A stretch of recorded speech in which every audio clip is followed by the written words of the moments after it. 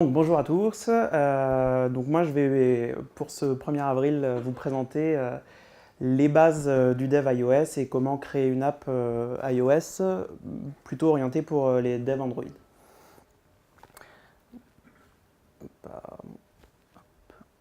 Donc je vais me présenter d'abord. Donc je m'appelle Javan Bertrand. Je suis dev iOS depuis 2011 et j'ai rejoint la team Android un an après.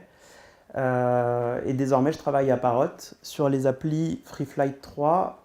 Donc, c'est les applis qui servent à piloter les drones de Parrot, donc les mini-drones et le Parrot Bebop. Et je m'occupe en particulier du SDK qui est public et qui est sur GitHub, si vous voulez l'utiliser. Pour cette conf, j'ai créé un projet GitHub, une petite app iOS, un petit exemple. Je vais utiliser cet exemple au cours de ma conf. J'ai commenté le projet pour que ce soit assez facile à la compréhension. N'hésitez pas si vous avez des questions à ouvrir des issues sur GitHub. Basiquement, l'app que j'ai créée, c'est une app de recettes qui utilise une API sur le web.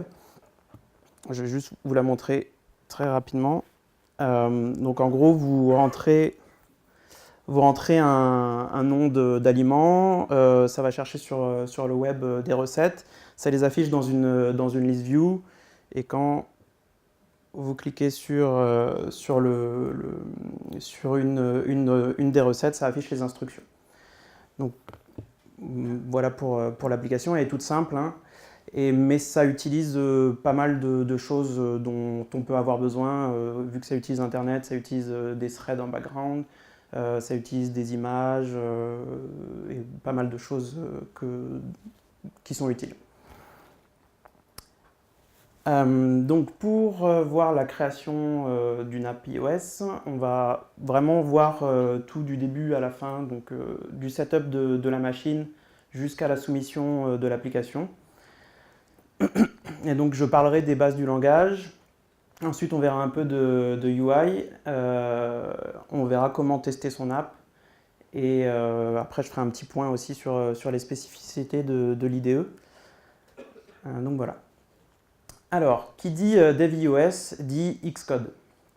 Xcode, déjà c'est un IDE, mais c'est aussi tous les outils pour compiler des applications iOS. Donc même si vous n'utilisez pas l'IDE, vous allez avoir besoin d'Xcode pour compiler vos applications iOS. C'est quand même conseillé d'utiliser Xcode en tant qu'IDE, c'est plutôt pratique. Et qui dit Xcode dit Mac. Et là vient le premier problème. Vous allez avoir besoin d'acheter un Mac. Xcode, rapidement, je peux vous le montrer. Non. Bon. Voilà. Hop. Xcode, ça ressemble à ça. Donc vous avez le code, le projet, de quoi... Je vois pas très bien. Hop. Là, vous avez l'arborescence donc de vos fichiers et vous allez pouvoir le lancer, débugger, faire plein de choses avec Xcode. Ça va être génial.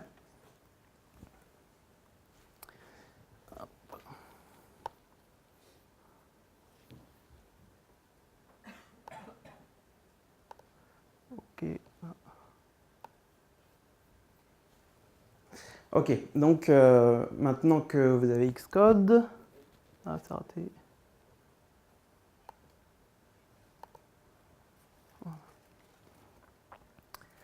Donc maintenant qu'on a Xcode, on va voir les bases du langage. Développer une appli iOS, ça se fait en Objective-C. L'Objective-C, ça a été créé dans les années 80 par une société, ça a été utilisé par une société qui s'appelle Next, qui était détenue par un certain Steve Jobs. L'Objective-C, en fait, c'est un surset du C, et ça va rajouter ça va principalement rajouter au C la notion de classe. La notion d'objet, pardon. Donc c'est un langage orienté objet et réflexif, ça veut dire que vous allez pouvoir typer dynamiquement des variables, ajouter des méthodes, comme c'est possible en Java. C'est basé sur de l'héritage. Vous avez un objet root qui s'appelle NSObject, donc qui est en haut de toute la hiérarchie objet. Alors, plus précisément sur les types, donc déjà, on n'utilise pas nul, enfin, en Objective-C pour les objets, on n'utilise pas nul, on va utiliser nil, donc c'est l'équivalent de nul pour les objets. Et puis vous allez avoir plusieurs types. Les types préfixés par ns, c'est pour du dev OS X ou iOS. Avec Objective-C, en fait, vous allez pouvoir donc faire des applications pour iOS, ça d'accord, mais vous allez aussi pouvoir faire des programmes pour macOS. Donc ns, ça vient du Framework Foundation et ça va vous servir à faire du dev OS X ou iOS. Et puis vous avez les types qui sont préfixés par UI, et ça sera uniquement pour du dev iOS, et c'est dans le framework UIKit. Il faut faire attention, tous les types qui sont préfixés par ns ne sont pas forcément des objets. Il y a une petite blague ici. Par exemple, NSInteger, contrairement à ce qu'on pourrait croire, c'est pas un objet, ça hérite pas de NSObject, c'est juste un type-def. Donc voilà. Donc là, je vous ai listé quelques types que vous allez utiliser assez souvent. Donc vous avez par exemple une UI view, ça va être l'équivalent d'une view sur Android. L'UI view controller, en fait, c'est ce qu'on pourrait apparenter à une activity, mais là c'est un peu loin, mais pour un Android, on peut se dire à peu près c'est une activity. En fait, un UI view controller, il va disposer d'une vue, il va avoir une vue, et la façon d'utiliser les UI view controller en iOS, ça va forcer à utiliser un pattern model view controller. Un UI view controller, il a un cycle de vie. Je vous ai noté dans les notes, je vous ai donné une image sur ce cycle de vie. Il est bien moins compliqué que le cycle de vie d'une activité et encore moins d'un fragment. Ensuite, vous avez NSNumber, donc ça correspond au number Android.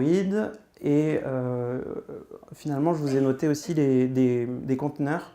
Donc NSArray, ça s'apparente à une liste sur Android. Et NSDictionary plutôt à une map. Alors pour les conteneurs, vous ne pouvez pas mettre d'objet nul dans un conteneur. Vous n'avez pas le droit de mettre nil, ça va lever une exception, ça va faire crasher votre application. Et vous n'avez pas non plus de template, vous n'allez pas pouvoir dire je veux un NSArray uniquement de NSNumber. Ce sera un NSArray de NSObject et c'est juste à vous de décider de ce que vous mettez à l'intérieur. Vous ne pouvez pas forcer le template. Une petite astuce, si jamais vous avez vraiment besoin de mettre un nil, un objet nul dans votre dictionnaire ou dans votre array, vous pouvez utiliser la méthode NSNull, qui a une méthode statique nulle, qui renvoie donc un objet représentant le nul. Alors, en Objective-C, comment on appelle une méthode? Alors déjà, en Objective-C, ce n'est pas un appel de méthode comme ça pourrait être en Java, c'est un passage de message. Ce qui veut dire que vous n'avez pas de null pointer exception, comme on pourrait l'avoir en Android, parce qu'en fait, passer un message à nil, ça revient à ne rien faire. Et ce n'est pas un problème pour l'Objective-C. Alors, comment on passe un message? On va ouvrir un crochet, mettre le nom de notre instance, un espace, et ensuite mettre le nom de la méthode, et fermer le crochet. Donc ça, c'est pour les méthodes qui n'ont pas de paramètres. Imaginons, j'ai une UIView qui s'appelle MyView, et j'ai une méthode sur ma UIView qui s'appelle display. Et je vais faire ouverture de crochet, MyView, espace display, et donc ça va appeler la méthode display sur ma view. Pour les méthodes qui ont un paramètre, ça va être exactement la même chose, donc ouverture de crochet, mon instance, et là c'est méthode avec param, et le passage de paramètres se fait avec 2 points, donc 2 points param. Donc si j'ai une méthode qui a un paramètre booléen qui s'appelle show sur une UIView, Donc ça va être myViewShow2.yes.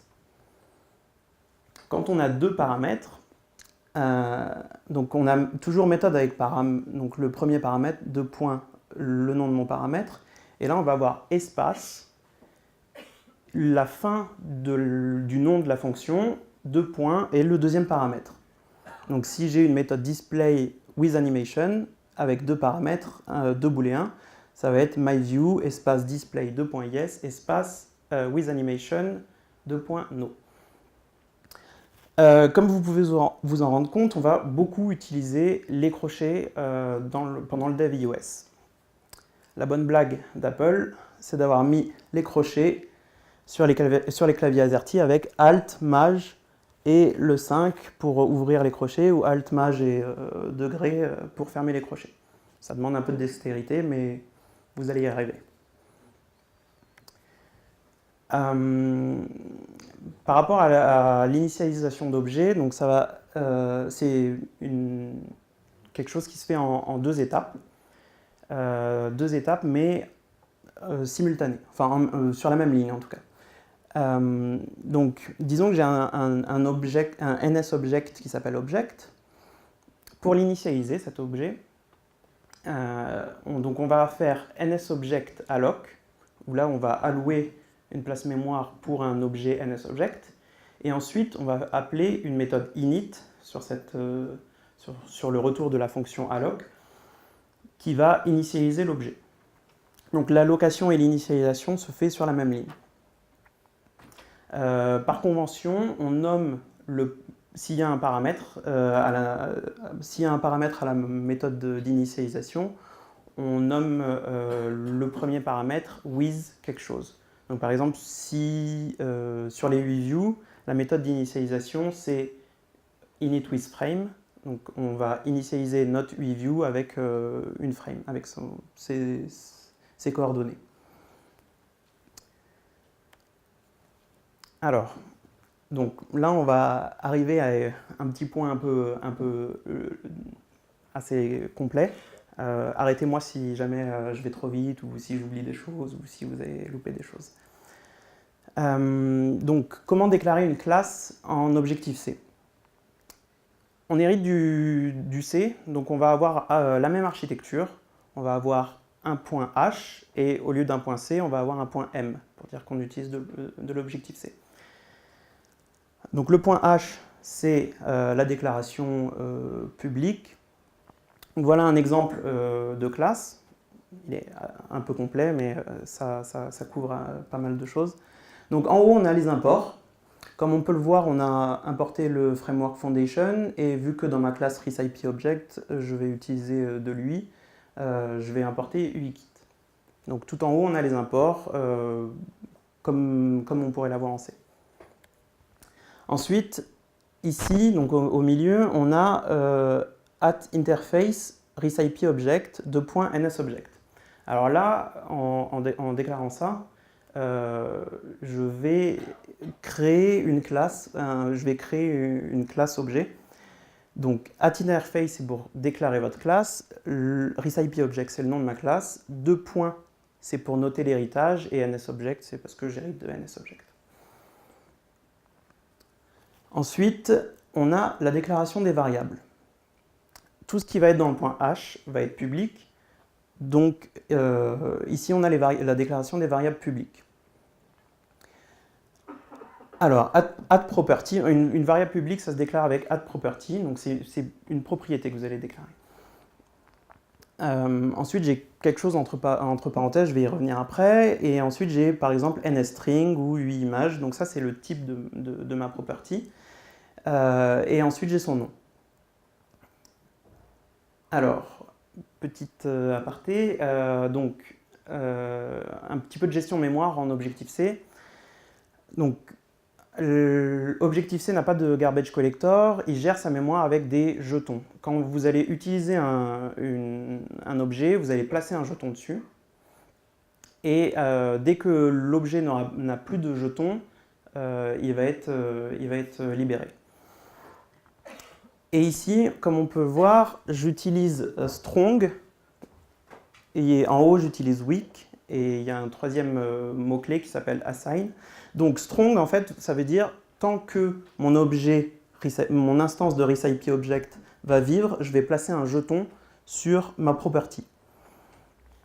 Donc elle ne sera pas désallouée tant que mon objet RiseIPObject, mon instance de RiseIPObject va vivre. Dans le cas en haut, j'ai des properties qui sont déclarées en weak, et là, ça veut dire je ne mets pas de jeton dessus, et quand l'objet va être désalloué, ma variable va retourner à nil. Et donc le troisième mot-clé, c'était assign, et assign, c'est pour ne rien gérer de la mémoire, et ça s'utilise quand on utilise des types primitifs, comme les int, les floats, donc pas des objets. Et non-atomique, c'est uniquement pour dire que cette variable ne sera pas thread safe, vous allez pouvoir y accéder et la lire en même temps sur des threads différents. Donc, si l'opposé de non-atomique, c'est atomique, c'est juste que ça prend un peu plus de temps, donc si vous n'avez pas de problème de thread, vous pouvez utiliser non-atomique. Donc voilà pour les variables, et ensuite on a les fonctions. Donc les fonctions, on a un petit moins, ensuite le type de retour et le nom de la fonction. Le moins, il est là pour indiquer que c'est une méthode d'instance. Si jamais vous voulez faire une méthode de classe, une méthode statique comme en Java, il faudra mettre un plus à la place du moins, tout simplement. Et en haut, on a des protocoles. Donc @protocole et le nom du protocole. En fait, un protocole, ça va s'apparenter à une interface en Java. Donc là, vous allez juste déclarer une interface qui déclare certaines fonctions. Et vous pouvez noter, donc mon interface s'appelle RiseIPObject Detail Delegate. Alors delegate, c'est quelque chose qu'on va retrouver assez souvent en Objective-C. Un delegate, c'est à peu de choses près un listener, sauf qu'on n'en a qu'un. Généralement, on a un tableau de listener. Là, on a un seul delegate. Donc voilà pour le point H. J'ai perdu personne. Et maintenant, le point M. Donc comme je le disais tout à l'heure, l'Objective-C étant un surset du C, on va pouvoir très facilement utiliser du code C. Donc là, par exemple, en haut, j'ai un enum en C. On retrouve nos imports. Donc là, c'est des imports privés. Et puis, je vais redéfinir mon objet, ma classe, et lui ajouter des variables privées. Donc, @interface avec RiseIPObject à nouveau, sauf que là, entre parenthèses, donc ça veut dire que je vais redéfinir ma classe. Et vu qu'on est dans le point M, tout ce que je vais déclarer ici, ça va être privé. Ça ne va pas être accessible depuis l'extérieur. Donc j'ai à nouveau des variables. Un point que j'ai oublié de préciser, en fait, quand on rajoute @property, hein, donc on crée une propriété et ça va créer automatiquement une variable qui va avoir un underscore devant le nom. Donc par exemple, ici j'ai isFetchingThumbnail. Eh ben, je vais pouvoir, à l'intérieur de mon objet, accéder à underscore isFetchingThumbnail et lui mettre des valeurs donc booléennes pour le coup. Quand on déclare une property dans le point H, ça va aussi créer des getters et des setters automatiquement. Donc voilà, et finalement, j'ai l'implémentation de ma classe, donc avec @implementation et le nom de ma classe. Et ici, j'implémente les fonctions que j'ai déclarées. Voilà pour ce bout. Donc, pour refaire un petit peu un parallèle avec Android, donc je l'ai dit, le delegate, ça s'apparente à des listeners, sauf qu'il n'y en a qu'un seul.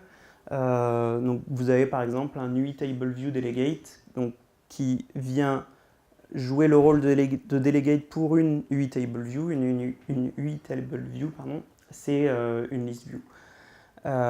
Et donc le UI table view delegate, il va devoir implémenter des méthodes comme did select row ou should highlight row. Donc on peut voir c'est quelque chose qui va venir gérer la table view. Et autre chose d'assez pratique en Objective-C, vous allez pouvoir utiliser des NS Notifications. Ça peut s'apparenter à un local broadcast. Donc vous allez tout simplement émettre un message et il va être écouté par certaines de vos classes et dès que ce message va être émis, ben, les classes qui l'écoutent vont directement appeler une méthode et vous allez pouvoir jouer avec ça très facilement pour faire passer des messages dans vos applications. Alors, donc maintenant on a nos classes, voilà, on va faire un peu de UI. Alors, lui en Objective-C pour iOS, ça se fait, disons qu'Apple pousse les gens à utiliser des storyboards. Alors les storyboards, c'est un type de fichier particulier. C'est quelque chose de très graphique. Vous allez pouvoir faire du glisser-déposer de vos éléments graphiques. Et derrière le storyboard, donc c'est du XML, mais pas du tout comme ce que ça pourrait être dans les XML Android. C'est de l'XML illisible, ou quasiment illisible.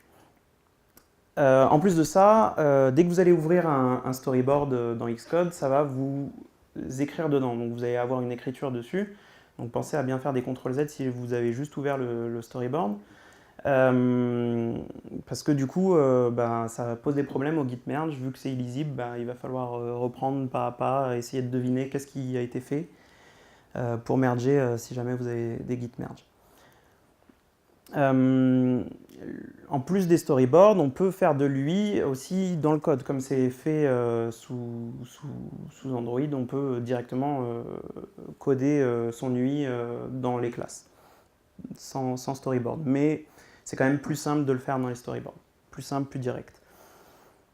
Un mot sur les ressources. En Android, on a 4-5 types de ressources, donc XHDPI, MDPI, LDPI, et ainsi de suite. Pour iOS, on a 2 fois les mêmes ressources à des résolutions différentes.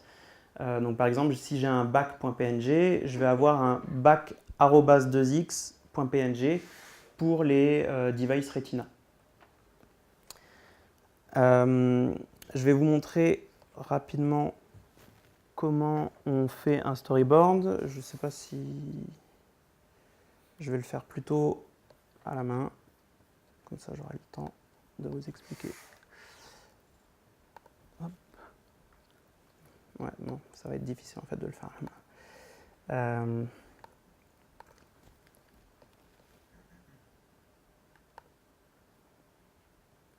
Non, c'est pas grave. Je vais commenter la vidéo. Donc là, en fait, un storyboard, ça se présente comme ça. Vous allez pouvoir faire glisser donc, des éléments graphiques et pour construire toute la navigation dans votre application. Donc vraiment, un storyboard va pouvoir contenir toute la navigation de votre application et pas seulement comme en Android, une seule activity ou une seule vue. Là, vous allez pouvoir architecturer la navigation dans votre application. Merci.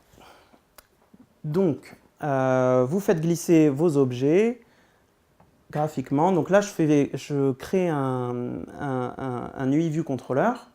Et juste en contrôle-clic, je vais dire mon Navigation Controller contient un UI View Controller. Et dans mon UI View Controller, je vais créer maintenant une Table View.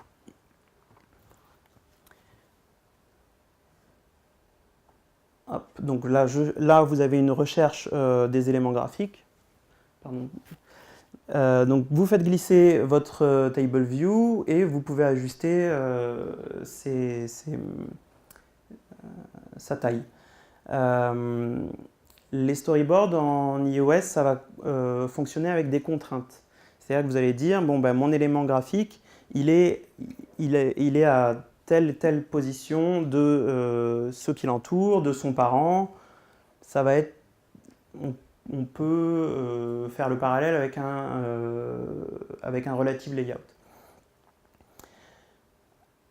Donc là, j'ai ma table view. Je vais créer maintenant une cellule et pareil, je vais glisser des éléments graphiques dans ma table view. Donc là, je crée ma cellule. Je ne sais pas si c'est très clair. Si vous voulez, si jamais il y a des questions, arrêtez-moi et posez-les-moi, hein, n'hésitez pas.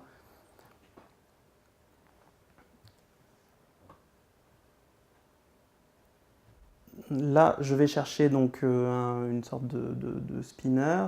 Je le place dans ma table view et pareil, je vais redéfinir donc des contraintes par rapport à son parent et par rapport aux objets qui l'entourent. Donc voilà pour les storyboards. Donc bon, maintenant on a l'UI, on a les classes et on va pouvoir enfin tester son app. Le plus simple pour tester son app sous iOS, le plus simple et le plus rapide, c'est d'utiliser le simulateur. Donc ça vient avec Xcode et c'est un simulateur, pas un émulateur. Donc vous allez déjà quand vous compilez votre application pour le simulateur, ça va le compiler en x86, enfin en l'architecture de votre machine et pas une émulation d'un iPhone ou d'un iPad. Et puis ça va utiliser le CPU de votre machine. Donc c'est plus trop rapide. Donc voilà, là, je vais lancer mon application. Donc là, ça y est, c'est lancé. Et maintenant, attention, voilà, mon storyboard est ouvert, mon simulateur est ouvert et il a un clavier. On peut le lier au clavier de son ordi s'il y a besoin. On accède à Internet grâce à la machine, ça va vite, c'est rapide. On peut faire des rotations. Et il y a plusieurs tailles, donc vous avez un iPad, un iPhone, vous allez pouvoir retrouver tous les types de devices Apple. Donc voilà pour les storyboards. Et ensuite, pour aller plus loin dans les tests, vous avez donc les logs, comme log. Sauf que, à la différence d'Android, on ne va pas pouvoir filtrer ces logs. Donc vous allez avoir tous vos logs, vous n'allez pas pouvoir les filtrer. Et puis il y a une petite librairie qui est vraiment pratique, ça s'appelle DVlog, c'est sur GitHub, pareil je vous ai mis l'adresse dans les notes. Donc ça permet d'avoir les logs visibles dans l'application. Vous avez la possibilité de les cacher aussi, mais vous pouvez les avoir visibles. Vous pouvez vous les envoyer par mail, vous pouvez les séparer par différentes fenêtres, donc c'est vraiment super pratique. Et puis pour aller plus loin dans le test de son app, il va falloir faire du debug. Et là pour le coup Xcode vient avec pas mal d'outils super pratiques pour débugger ses apps. Donc il vient par exemple le profiler. Le profiler, ça va vous permettre d'utiliser, de loguer plutôt pas mal de choses. Vous allez pouvoir le lancer depuis Xcode. Ça marche mieux si vous avez un vrai device associé, enfin si vous lancez l'application sur un vrai device. Et en fait, vous allez avoir beaucoup d'outils qui vont vous permettre de rentrer dans votre application et de bien la gérer.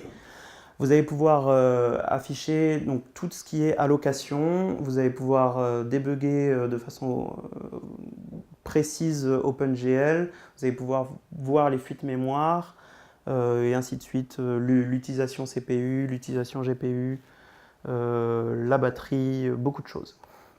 Là, moi, je vais me concentrer sur les allocations parce que c'est quelque chose qui est très utile. Un peu plus loin. Donc voilà, là c'est les allocations. Donc on lance l'application sur le device en appuyant sur le petit bouton record. Donc là, quand je fais ça, en même temps, mon appli se lance sur mon téléphone. Et je vais jouer avec mon application. Je vais ouvrir des fenêtres, faire des rotations, tout ça. Là, on a le nombre des allocations qui grandit, qui évolue au fur et à mesure du temps. Et puis, donc j'ai la liste de toutes les allocations mémoire qui sont faites. Quand j'ai fini de jouer, donc je vais arrêter la simulation et puis je vais chercher mes classes propres. Donc là, je vais chercher un RISC-IP object. Donc, quand j'ai utilisé l'application, j'en ai créé plusieurs. Et donc là, je regarde, je ne sais pas si c'est très clair. Donc là, en fait, je vais avoir une liste de tous les RISC-IP objects qui ont été créés, ceux qui sont encore en vie, ceux qui sont détruits. Et en cliquant sur un qui a été détruit, je vais voir tout son cycle de vie et justement ce dont je vous parlais tout à l'heure, les jetons qui ont été placés dessus. Donc on peut voir, on a une liste des plus 1 et des moins 1 parce qu'il y a des fonctions qui enlèvent des jetons et des fonctions qui en rajoutent. Et puis on va bien vérifier que son compte de jetons est bien à 0, donc qu'il a bien été détruit. Si jamais vous avez des instances qui restent en mémoire, eh ben c'est grâce à cet outil que vous allez pouvoir voir qui place un jeton mais qui ne l'enlève pas. Donc ça c'est pour le profiler. Et puis ensuite, donc, dans Xcode, vous avez du debug OpenGL très précis par rapport à Android. Honnêtement, il n'y a rien à voir. Vous allez pouvoir arrêter donc, une frame et puis regarder, modifier les shaders, faire la construction d'une frame étape par étape. C'est vraiment très très pratique. Vous avez l'analyzer qui permet de détecter les leaks. C'est pas toujours très précis, mais ça peut vous donner une idée de où sont vos leaks. Et vous allez pouvoir faire des tests automatisés de UI, donc ce sera écrit en JS. Quelques petits conseils sur Xcode. Donc la recherche dans tout le projet est rapide. Le command-click, donc command-click, c'est vous faites un command-click sur une fonction et puis normalement vous allez à sa définition. Ça ne marche pas, ou en tout cas pas très souvent. Donc faites attention quand vous faites un command-click, regardez bien si c'est l'endroit où ça devrait vous faire atterrir, parce que souvent ça ne marche pas. Le refactor est vraiment pas optimisé. Et puis vous avez pragmamark. Donc en fait dans votre code vous allez pouvoir faire dièse pragmamark et le nom est un nom défini. Ça va correspondre à peu près à / région sur Android Studio. Donc ça va vous permettre de découper logiquement vos fonctions. Quand vous allez les afficher, la liste de toutes vos fonctions, en fait, ça sera découpé par pragmamark. Donc ça peut être utile pour rassembler un groupe de fonctions.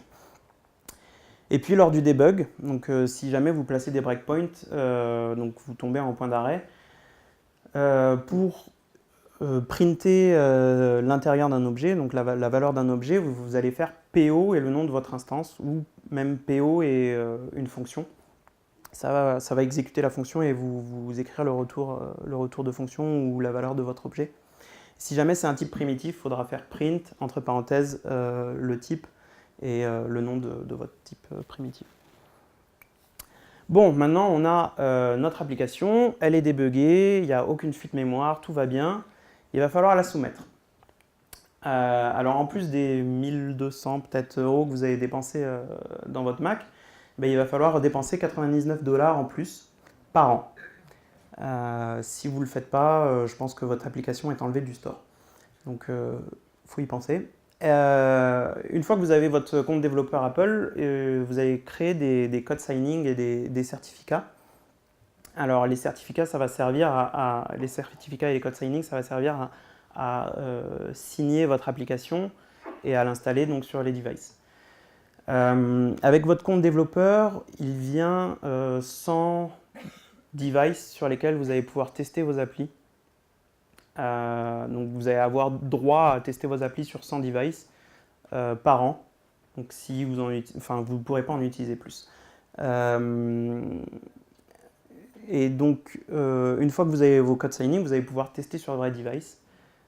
Il faudra dépenser un petit peu plus pour acheter encore un device. Et une fois que c'est testé, c'est validé, vous allez pouvoir soumettre sur l'App Store. Et là, il faudra attendre 15 jours, même voire un mois pour la première soumission de votre app. Parce que c'est une vraie validation, donc c'est des gens, des humains qui valident pas à pas votre application et qui regardent le contenu, comment elle se comporte, même ce qu'il y a à l'intérieur. Donc voilà, et après un mois, vous avez gagné, c'est banco et vous avez votre appli sur l'App Store. D'autres petites infos afin de finir. Donc la documentation Apple est super bien, est plutôt bien fournie. Il y a vraiment de quoi faire. Ils ont pas mal d'exemples que vous pouvez utiliser, modifier, voir le code. Tout ça, c'est vraiment bien fait. Depuis février ou mars, il faut fournir vos libs si vous en utilisez en 64 bits.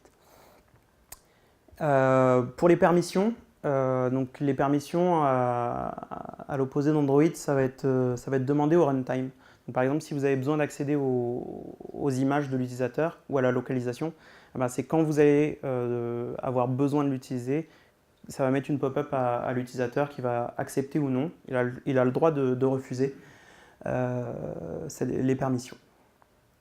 Et puis, bon, on est sous iOS, que ça nous plaise ou non, et le design est différent, bien que ça se rejoigne avec le flat design de plus en plus, mais le design et l'ergonomie est différent, donc il faut vraiment penser à utiliser un design différent suivant vos applications et suivant la target. Un dernier mot sur l'exécution en background de vos apps. C'est possible uniquement dans des cas particuliers, donc par exemple quand vous faites de l'audio ou quand vous utilisez la localisation de l'utilisateur. Et j'imagine, je ne suis pas sûr, mais j'imagine que ça doit être très surveillé par Apple, donc ils vont, j'imagine, passer plus de temps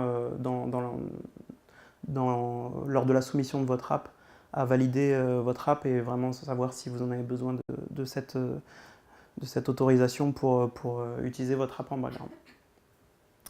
Voilà, j'espère que vous allez pouvoir commencer à développer sur Android, sur iOS, pardon. Et puis, si vous avez des questions, on fera une session questions après la conf suivante. Merci.